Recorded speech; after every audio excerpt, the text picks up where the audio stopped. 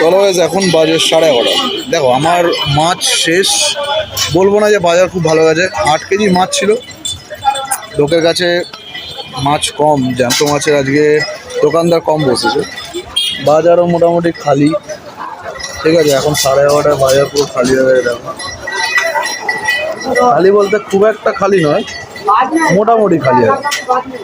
ঠিক আছে, তো ঠিকঠাক হয়েছে, বাজার খারাপ হয়নি। তা এখন যাচ্ছি বাড়ি। ভাই হাড়ি ফাড়ি গোছানো হয়ে গেছে, দোকানও গোছানো কমপ্লিট। এখন বাড়ি যাচ্ছি।